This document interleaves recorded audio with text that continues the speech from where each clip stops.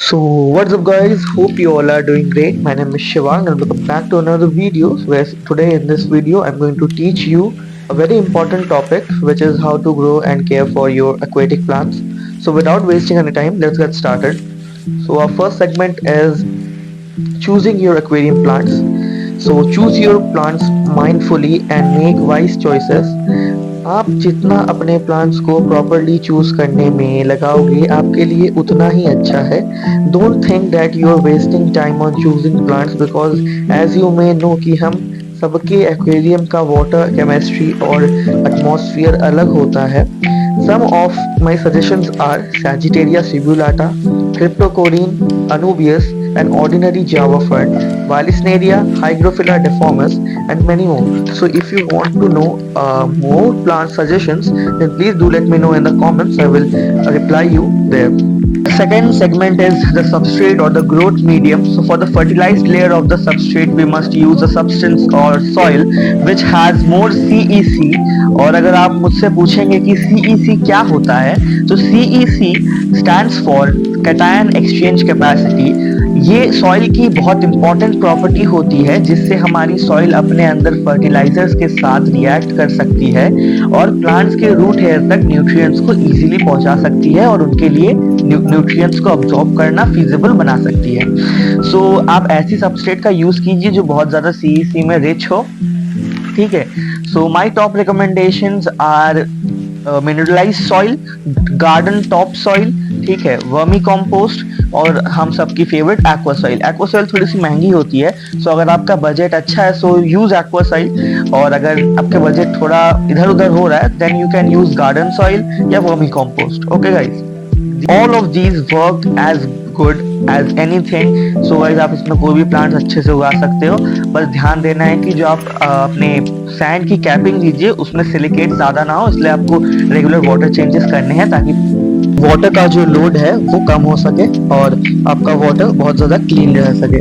मैंने जो बाकी सारे ग्रोथ मीडियम्स को बताया है उसमें से अधिकतर सबस्ट्रेट्स को कैपिंग की बहुत ज्यादा जरूरत होती है as they leach nutrients in water, लेकिन एक्वा सॉइल को आपको कैप करने की जरूरत नहीं है बिकॉज एक्वा सॉइल जो होती है वो कम्प्लीटली लॉक्ड होती है, उसके अंदर न्यूट्रिएंट्स लीच करते हैं बट बहुत कम लीच करते हैं when we are comparing it to the other alternatives.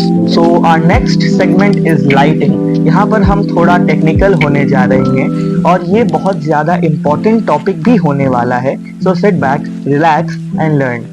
So let's start off by understanding some basics. कुछ बेसिक्स को समझने के बाद आपको काफी सारी चीजें आसानी से समझ आ जाएंगी.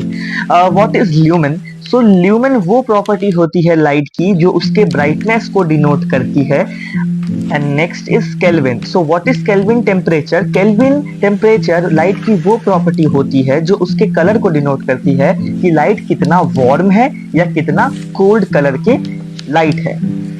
फॉर एग्जाम्पल हमारी जो सनलाइट पर वॉट के हिसाब से 93 ल्यूमेंस को जनरेट करती है. सो इन जनरल कैलकुलेशंस सनलाइट जो हमारी अर्थ तक आती है वो अप्रोक्सीमेटली 1,27,000 ल्यूमेंस की होती है.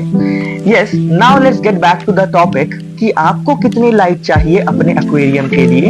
It depends on the requirement of your plants. So if your tank is using easy to grow plants, then 10 to 20 lumens is enough, which in watts is 0.25 to 0.5 watts per liter.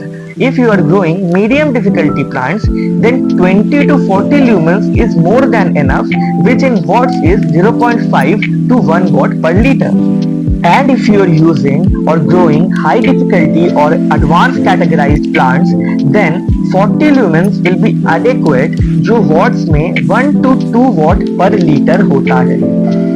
Now guys, let's talk about how can we sustain our aquarium plants.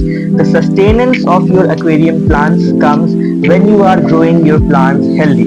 Okay guys, आप चाहते होंगे कि आपके plants सालों तक आपके साथ रहें, बहुत समय तक उनका जीवन काल आपके साथ कटे, आपका जीवन काल उनके साथ कटे, ताकि आप अपने स्पेस को पीसफुल बना सकें और खुशी से जी सकें. So now comes the part when you just have to care for your plants. यानी कि आपके प्लांट्स एस्टैब्लिश हो चुके हैं, अब आपको क्या करना है, बस उनकी केयर करनी है और उनको ग्रो होते हुए देखना है.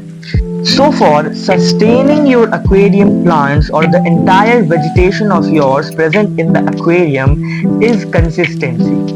Yes, you heard it right. Consistency is the most important factor for the success of your aquarium plants or your success in the normal day-to-day life.